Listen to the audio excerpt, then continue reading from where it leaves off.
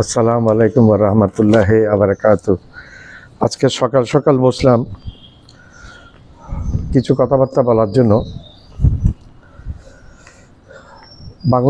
ভারতের নরেন্দ্র মোদী এমন একটা লোক যে প্রতিনিয়ত অমিত শাহ এবং নরেন্দ্র মোদী, বিশেষ করে নরেন্দ্র মোদী প্রতিনিয়ত বর্তমান বাংলাদেশের বিপক্ষে কাজ করে যাচ্ছে। গত 5ই আগস্ট শেখ হাসিনার পতনের পর থেকে এই নরেন্দ্র মোদী ভারতের নরেন্দ্র মোদী বাংলাদেশের পিছ ছাড়ছে না। যে কোনোভাবেই বাংলাদেশের ক্ষতি করার চেষ্টায় লিপ্ত এই নরেন্দ্র মোদী। শোনা যাচ্ছে, আজকে জানতে পারলাম বাংলাদেশে ভারতের সব চ্যানেলগুলো বন্ধ করে দিয়েছে। যদি এটা আসলে খবরটা কতটুকু সত্য জানেন, যদি সত্য হয় তাহলে আলহামদুলিল্লাহ, সরকার একটা উত্তম একটা কাজ করেছে। একটা উত্তম, সব কাজের মধ্যে একটা সর্বোচ্চ একটা উত্তম কাজ করেছে এই চ্যানেলগুলো বন্ধ করে দিয়ে। এই ভারতীয় চ্যানেল আপনি খুলবেন, বাংলাদেশের নামে অনবরত মিথ্যা, অনবরত গালি, অনবরত মিথ্যা সরকারের বিরুদ্ধে, এগুলো প্রচার আর কিছু নেই। আর দুনিয়ার সব আজে বাজে অপসংস্কৃতির বীজভাগ হচ্ছে এই ভারতীয় চ্যানেলগুলো, এবং মিথ্যা সংবাদ শুধু প্রচার করে বাংলাদেশে সংখ্যালঘু অত্যাচার। বাংলাদেশে হচ্ছে না, বাংলাদেশে ঠিক আছে। সংখ্যালঘু অত্যাচার তোমার ভারতে হয়, তুমি নরেন্দ্র মোদী সংখ্যালঘু অত্যাচারকারী, তুমি গুজরাটে কসাই, গুজরাটে মুসলমান হত্যার কসাই। তোমার ভিসা বন্ধ ছিল আমেরিকাতে, তুমি প্রধানমন্ত্রী হওয়ার পরে আমেরিকা তারপর তোমার এম্বার্গো, তোমার ব্যাপারে যে স্যাংশন ছিল সেটা উইথড্র করে নিয়েছে। তুমি অস্বীকার করো তোমার স্যাংশন ছিল না আমেরিকাতে। গুজরাটে যখন কসাই ছিলে, গুজরাটের মুখ্যমন্ত্রী ছিলে। এগুলো আমি ডকুমেন্টেড কথাবার্তা বলছি। সংখ্যালঘুরা নির্যাতিত, সংখ্যালঘুরা নির্যাতিত তোমার ভারতে, বাংলাদেশের সংখ্যালঘু নির্যাতিত নয়। শুধু মিথ্যা তথ্য ছড়াই মোদী। এটা বাংলাদেশ তোমার হাসিনার বাংলাদেশ না, এটা হাসিনা উত্তর বাংলাদেশ, ছাত্র জনতার বাংলাদেশ, আম জনতার বাংলাদেশ। এটা রক্তক্ষয়ী এক বিপ্লবের মাধ্যমে সৃষ্ট নতুন স্বাধীন এই বাংলাদেশ। 5ই আগস্ট 2024 সালে স্বাধীনতা পেয়েছে বাংলাদেশ, সেটা সেই বাংলাদেশ। এখানে হিন্দু, মুসলমান, বৌদ্ধ, খ্রিস্টান সবাই আমরা একসাথে বসবাস করি। আর তুমি বিষ বাষ্প ছড়াও ভোটের জন্য। লাভ কি তোমার এইগুলো সব চালাকি ধরা খেয়ে গেছে, তোমার চালাকি ধরা খেয়ে গেছে।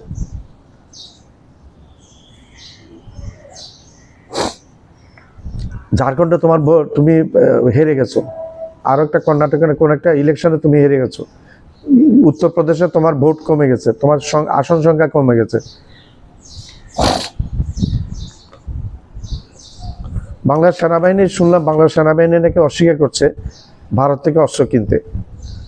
খুব ভালো একটা, যদি এটা হয়ে থাকে খুব ভালো একটা সিদ্ধান্ত একেবারে। বাংলার সেনাবাহিনী অনুমোদন দিচ্ছে এবং চাচ্ছে জাপান এবং পাকিস্তান থেকে অস্ত্র নেওয়ার জন্য। খুবই ভালো একটা সিদ্ধান্ত, একেবারে উত্তম একটা সিদ্ধান্ত যদি হয়ে থাকে এটা সিদ্ধান্ত। চিন্ময় কৃষ্ণ দাস, এই চিন্ময় কৃষ্ণ দাস হচ্ছে ইসকনের এই চিন্ময় এখন ইসকন গত পরশুদিন একটা সংবাদ সম্মেলন করে, গতকালকে পরশুদিন সংবাদ সম্মেলন করে বলেছে যে চিন্ময় কৃষ্ণ দাসকে তারা রাখে না, তারা বহিষ্কার করেছে চিন্ময় কৃষ্ণ দাসকে। এই চিন্ময় কৃষ্ণ দাসটা হতে মোদী এবং ভারতের এজেন্ট। চট্টগ্রাম আলাদা করবে, 92% মুসলিম জনসংখ্যার দেশে বাংলাদেশ। চট্টগ্রাম আলাদা করবে, দিনাজপুর আলাদা করবে। এত সোজা। বাংলাদেশ সেনাবাহিনী বাংলাদেশের মানুষ, বাংলাদেশের সেনাবাহিনী বসে আঙ্গুল চুষবে, তোমরা স্বাধীন করবে বাংলাদেশ, নিয়ে নেবে। এখানে তোমার অংশ যে চীনে নিয়ে নিয়েছে, তোমার 60 কিলোমিটার যে চীনে নিয়ে নিয়েছে অরুণাচল প্রদেশে, সেখানে খবর নাই। আর খবর দিয়ে মারা বাংলাদেশের সাথে, ছোট একটা বাংলাদেশের সাথে, একটা শান্তপ্রিয় একটা দেশ বাংলাদেশ, সেই বাংলাদেশের সাথে। বোরা একজন নামকরা ইউটিউবার ভারতের, এবং আমি মনে করি খুবই সত্য কথা বলে একজন মানুষ। বোরা ইউটিউবার এবং নামকরা একজন সাংবাদিক। সে বলেছে ভারতের কোনো বন্ধু নাই এখন, নেপাল বন্ধু নাই, শ্রীলঙ্কা বন্ধু নেই, পাকিস্তান চীন চিরশত্রু, মালদ্বীপ বন্ধু নাই, আশেপাশে কোনো বন্ধুর একটা বন্ধু ছিল বাংলাদেশ, সেটাকে নরেন্দ্র মোদী এবং বিজেপি সেটাকে এখন শত্রু রাষ্ট্রে পরিণত করেছে, প্রধান শত্রু রাষ্ট্র পরিণত করেছে। সত্য কথাই বলেছে এই ভোরা। ওনার ইউটিউব চ্যানেলগুলা অত্যন্ত মানুষ শুনে, প্রত্যেক ধর্মের মানুষের শুনে, প্রত্যেক দেশের মানুষের শুনে, কারণ উনি নিরপেক্ষ সংবাদ পরিবেশন করেন, যেটা সত্য সেটাই তুলে ধরেন। চিন্ময় কৃষ্ণ দাস, এই চিন্ময় কৃষ্ণ দাস এই এখন ইসকনে অস্বীকার করছে প্যাচে পড়ে, কিন্তু এই চিন্ময় কৃষ্ণ দাস গ্রেপ্তার হওয়ার আগে পর্যন্ত দেখে ইসকন একটা প্রকাশ্য কোনো বিবৃতি দেয়নি। এই চিন্ময় কৃষ্ণ দাসের অনেক ভিডিও বের হয়েছে, ছোট ছোট শিশুদের সাথে সে নানা রকম খারাপ কাজে লিপ্ত ছিল। এগুলো ভিডিও, আমার ভিডিও না, আমার করা ভিডিও না, আমরা দেখেছি এই সমস্ত ভিডিও, ডকুমেন্টেড ভিডিও আছে এগুলা, কেউ মুখ খুলে নেয় তখন ওইখানে। অসংখ্য ভিডিও এখন বেরিয়ে গেছে চিন্ময় কৃষ্ণ দাসের নৈতিক চরিত্র সম্বন্ধে। এমন একজন নেতাকে তারা নেতা বানিয়েছে লোককে, যেটা নিয়ে ভারতে লাফাচ্ছে, নৈতিক চরিত্র স্ফলিত একটা লোক, ছোট ছোট বাচ্চা শিশুদের সাথে যৌনকর্ম করতো সে।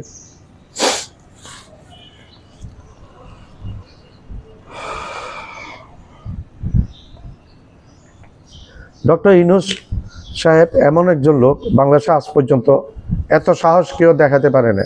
ওনার মধ্যে হিম্মত আছে, আল্লাহ ওনাকে রহমত করুক, হায়াত দান করুক। আঙ্গুল ধরে ভারতের চোখে চোখে চোখ রেখে কথা বলুন। এই যে ইসকন নিয়ে যেটা ইয়ে করেছে, সেটা তীব্র প্রতিবাদ জানিয়েছে বাংলাদেশ ভারতের কাছে। আমাদের সংখ্যালঘু নির্যাতন হয়, ভারত ফেনা তুলে ফেলে মোদী সরকার আর তার গদি মিডিয়া। আমেরিকা বলছে তোমার দেশে মুসলমানরা নিরাপদ নয়, তুমি সেফটি দাও মুসলমানদেরকে। তোমাদের দেশে খ্রিস্টানরা নিরাপদ না, তোমাদের দেশে বৌদ্ধরা নিরাপদ না। অনেকগুলা খ্রিস্টান চার্চ তোমরা জ্বালিয়ে দিয়েছো ইয়েতে। তোমাদের যে রাজ্যটা অস্থিতিশীল হয়েছে মণিপুর, অস্বীকার করো। তোমাদের এই যে ফালতু মিডিয়া সংবাদ প্রকাশ করে 71 সালে বাংলাদেশকে স্বাধীন করে দেওয়া উচিত না, ভারতের সাথে নিয়ে নেওয়া উচিত ছিল। এত খেলা, যে বান্দা পাকিস্তানের মতো একটা শক্তির সাথে যুদ্ধ করতে পারে, সেটা তোমাদের সাথে যুদ্ধ করবে না, এমন আশা তোমরা করো কেমনি? সোজা না। এটা 1971 সালে রক্তক্ষয়ী যুদ্ধের মাধ্যমে, 9 মাস রক্তক্ষয়ী যুদ্ধের মাধ্যমে স্বাধীনতা প্রাপ্ত একটা দেশ।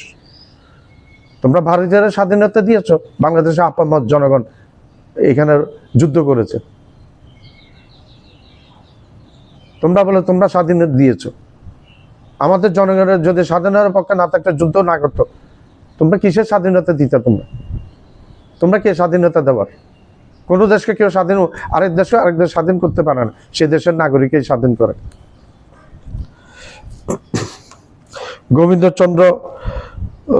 মিস্টার গোবিন্দচন্দ্র একজন হিন্দু মহাজোটের সেক্রেটারি সম্ভবত। উনি বলছে যে শেখ হাসিনা পতনের পর যদি জামাতিরা এবং মুসলমানরা যদি হিন্দু মন্দির পাহারা না দিত, তাইলে হিন্দু মন্দিরগুলো সব ধ্বংস হয়ে যেত, মূর্তি সব চুরি হয়ে যেত। এর পূর্বে একটা কমিটি হয়েছিল হিন্দুদের মন্দির পাহারা দেওয়া যায়, কিন্তু তারা ওইটা ওয়াদা রক্ষা করে নাই। এর পরিবর্তে জামাতেই, গোবিন্দচন্দ্র প্রামাণিকের ভাষা অনুযায়ী জামাতেই ফোন করেছে, যোগাযোগ করে গোবিন্দচন্দ্র দাসের সাথে, বাবু অ্যাডভোকেট বাবুর সাথে, বলছে আমরা কিভাবে সাহায্য করতে পারি, আমাদেরকে একটু বলেন জামাতের। তখন এই জামাতের লোক এবং মুসলমানরা মিলে রাতকে রাত পাহারা দিয়েছে হিন্দু মন্দিরগুলা। আর মোদি বলে, গদি মিডিয়া বলে, ফালতু মিডিয়া বলে এই হিন্দু অত্যাচার। বাবরি মসজিদ ভেঙেছো তোমরা, একটা শব্দ আছে তোমাদের মধ্যে, বাবরি মসজিদ ভেঙেছো তোমরা, রাম মন্দির বানিয়েছো, তখন অত্যাচার হয়নি, মুসলমানরা অত্যাচারিত হয়নি। গুজরাটে তুমি মুসলমান হত্যা করেছো, কাশ্মীরে এখন মুসলমান হত্যা করছো, এখনো মুসলমানদেরকে নির্যাতিত করছো তোমরা। এই তুমি মোদি, নরেন্দ্র মোদি, সাবধান, ঠিক হয়ে যাও নরেন্দ্র মোদি। বাংলাদেশকে অ্যাটাক করবা, এত সোজা না। বাংলাদেশকে অ্যাটাক করবা তো সীমান্ত হত্যা করছো, বারবার সীমান্ত হত্যা করছো। সীমান্ত অসংখ্য মানুষ মেরেছ তোমরা। এখন মেরে দেখো, একটা বদলে একটা দুইটা দিবে তোমাদেরকে। ওইটা হাসিনা তোমাদের গোলাম ছিল, এই বাদিকে দিয়ে তোমরা করিয়েছ।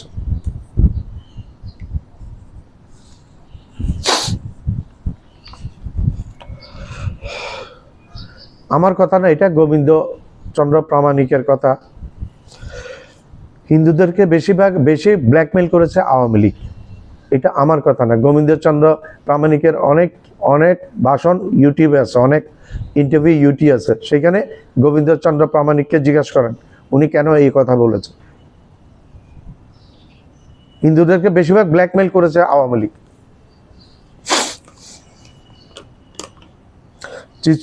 ইসকন আজকে বলছে চিন্ময়কে বহিষ্কার কর। আজকে কেন বলছো তোমরা? ঠেকায় পড়ে গেছো, আটকে গেছো আইনের জালে। গেরুয়া রঙের লাগাও বাংলাদেশের ফ্ল্যাগের উপর। রাষ্ট্রদ্রোহিতা করেছো তোমরা, রাষ্ট্রদ্রোহিতার সামিল তোমরা। তোমাদের সাথে আমাদের কোনো বিরোধ নেই, কিন্তু তোমরা যে কাজগুলো করছো এগুলা বাংলাদেশের সংবিধান পরিবর্তে আইনের বাইরে চলে গেছে। পাকিস্তানের বিভিন্ন ইয়েতে বলে বাংলাদেশকে 50টা পারমাণবিক বোমা দেওয়ার দরকার। আমি বলি 50টা দেওয়ার দরকার নেই, 5টা বোমা দেন আমাদের। 5টা বোমা শুধু আমাদেরকে দেন। তারপরে এই মোদি অমিত শাহ কীভাবে উল্টাইয়া বাংলাদেশে ঘুষপেটিয়া বলে উল্টাইয়া মারার হুমকি দেয়। 5টা বোমা দেন, মুখ বন্ধ হয়ে যাবে এই অমিত শাহ। কবুতরকে যে যাতে ভয় পায়, ওই যাতে লম্বা কথা বলে। আবার গোমূত্র খাওয়া জাত, গরুর পেশাব কেমনে খাই? দুনিয়াতে কোনো জাত খায় গরুর পেশাব? আমি ধর্মীয় কোনো সুশ্রুতি দিচ্ছি না, আমি বলছি স্বাভাবিক একটা বিজ্ঞানের কথা। গোমূত্র খাওয়া কি স্বাস্থ্যের পক্ষে নিরাপদ? সায়েন্সে কি বলে? আমাদের প্রস্রাব পায়খানা কি? এগুলো বর্জ্য নির্গত করি আমরা। আমাদের প্রস্রাবের মাধ্যমে পায়খানার মধ্যে আমরা শরীরে যে বর্জ্যগুলো নির্গত করি, বের করে দিই। ঠিক গরু একইভাবে প্রস্রাব পায়খানার মধ্যে বর্জ্য নির্গত করে, আর সে প্রস্রাবটা আপনারা খান। আমি আর এর বেশি কিছু বলতে চাই না। এই পর্যন্ত অনেকগুলা সীমান্ত হত্যা করেছেন, অনেক সীমান্ত, অনেক মানুষ মেরেছেন। এখন মেরে দেখেন, প্রত্যেকটা সীমান্ত হত্যা লিস্ট হচ্ছে বাংলাদেশে। এই পর্যন্ত কতগুলো মেরেছেন। এগুলোর জন্য মামলা, আমি মনে করি মামলা করা উচিত ভারতের বিরুদ্ধে। এখন মেরে দেখেন সীমান্তে। পাকিস্তান থেকে অস্ত্র আসবে না, পায়খানা আসবে না, স্বর্ণ আসবে, সেটা বাংলাদেশের ব্যাপার, নিজস্ব ব্যাপার। Who are you India to ask us this coming via vehicle from Pakistan? You have no right to ask this. Bangladesh is an independent state. Bangladesh একটা স্বাধীন দেশ। তুমি ভারতকে আমাদেরকে বলার অস্ত্র আসবে কি আসবে না আসবে, আনবে পাকিস্তান থেকে আসবো অপরাধ? তোমরা ইসরায়েল থেকে অস্ত্র, তোমরা আমেরিকা থেকে অস্ত্র, ফ্রান্স থেকে তোমরা অস্ত্র কিনো, তোমরা কিনতে পারবে, বাংলাদেশ কিনতে পারবে না। বাংলাদেশ কি তোমাদের চাকরি স্টেট নাকি? তোমাদের স্টেট নাকি? একটা স্বাধীন একটা দেশ বাংলাদেশ। এটা শেখ হাসিনা পরবর্তী একটা ছাত্র জনতার আন্দোলনে, বারবার আমি বলছি, ছাত্র জনতার বিপ্লবের মাধ্যমে একটা সৃষ্ট স্বাধীন হওয়া বাংলাদেশ। সে নতজানু শেখ হাসিনার নতজানু বাংলাদেশ না এটা। ডক্টর ইউনূস সাহেব তোমাদেরকে ঘোর খাওয়াচ্ছে তো, দৌড়ের উপর রেখেছে।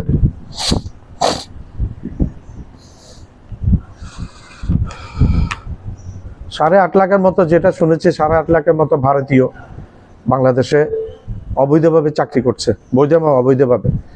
এখন অমিত শাহের কথাটা আমি অমিত সাহেবকে ফিরিয়ে দিই। अमित साहब जी आप सुनिए, आप बोला बांग्लादेश का जो घुसपैठिया, बांग्लादेश का जो घुसपैठिया है, आप बोला बांग्लादेश का जो घुसपैठिया है उन लोग को उल्टा करके मारेगा।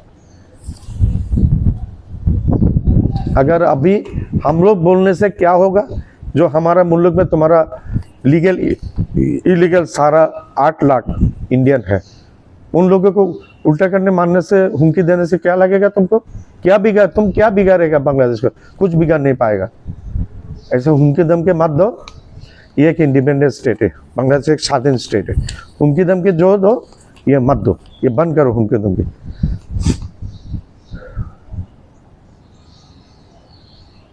ज्यादा हुमकी दमकी देने से झगड़ा बांग्लादेश का अटैक करेगा, ऐसा करेगा वैसा करेगा बोलने से अगर चिकन ने काट देगा तुम्हारा।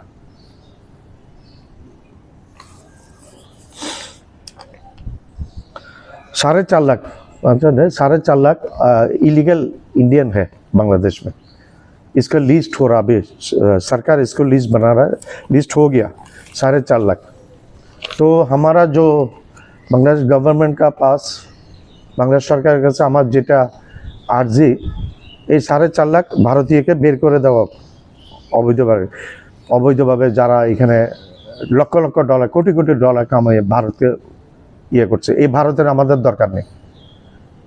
এত খারাপ একটা ভারত যেই বাংলাদেশকে এত খারাপ চোখে দেখে, আজকে 5টা পারমাণবিক বোমা চলে আসুক, তারপর তোমাদের কথা সুর নরম হয়ে যাবে। তোমাদের মিডিয়া বন্ধ করে যদি বলছি এটা সত্যি, এটা খুবই ভালো করেছে। তোমাদের মিডিয়ার দরকার নেই আমাদের। পেঁয়াজ দিবে না, রসুন দিবে না, না দাও, আগেও তো দাও নাই। তুরস্ক থেকে আনা হয়েছে, চীন থেকে আনা হয়েছে, পাকিস্তান থেকে আনা হয়েছে, এখন পাকিস্তান থেকে এসছে পেঁয়াজ, আরও আসবে। পাকিস্তান দিবে বলছে, অনেক কম দামে দিবে বলছে সব জিনিস। দরকার কি তোমার? মাল পয়সা দিয়ে জিনিস কিনো, তোমার থেকে পয়সা দিয়ে জিনিস বেশি কেনার আমার দরকার কি? আমার দরকার নাই তো। ফালতু একটা দেশ। হুমকি ধমকি আমাদের পাকিস্তানকে দাও, আমাদেরকে যেটা হুমকি ধমকি দাও, চীনকে দাও, তোমার গোষ্ঠী 14 গোষ্ঠী উদ্ধার করে দিবে। এই পাকিস্তান এবং চীন পারমাণবিক বোমা পাকিস্তানের কাছে তোমার থেকে অনেক বেশি আছে। সেখান থেকে আমরা পাকিস্তান থেকে পারমাণবিক বোমা চাইবো। আমরা 5টা, অন্তত 5টা বোমা দেখে আমাদের, 2টা বার্মার সীমান্ত, একটা বার্মার সীমান্ত বসাবে আর 4টা ভারতের সীমান্ত বসাবে। একেবারে ভালো হবে তখন তোমাদের।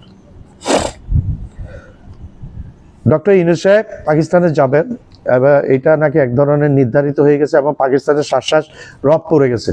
আমরা খুব খুশি, সম্পর্ক হোক পাকিস্তানের সাথে, খুব খুশি আমরা এই নির্যাতন, ভারতের এই নির্যাতনের বিরুদ্ধে।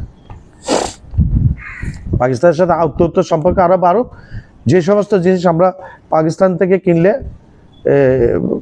টাকা কম পড়বে, কম পড়বে, সেটা আমরা পাকিস্তান থেকে আনবো। পাকিস্তানের সাথে একটা পারমাণবিক চুক্তি হওয়ার দরকার ছিল আমাদের, যেটা প্রফেসর শহীদুজ্জামান বলেছিলেন ঢাকা বিশ্ববিদ্যালয়ের। আরেকটা নতুন খবর হচ্ছে, ডোনাল্ড ট্রাম্পকে নাকি ডক্টর ইউনূস সাহেব আমন্ত্রণ জানিয়েছেন এবং যতটুকু শোনা যায় উনি নাকি আসবেন। এটা নাকি শুনে ভারতের নরেন্দ্র মোদী এবং আমাদের শেখ হাসিনার অবস্থা বেশি খারাপ হয়ে গেছে। যাক, আল্লাহ তাদেরকে খারাপ অবস্থায় রাখুক, সেটা কামনা করি। আসসালামু আলাইকুম ওয়া রাহমাতুল্লাহি ওয়া বারাকাতুহু।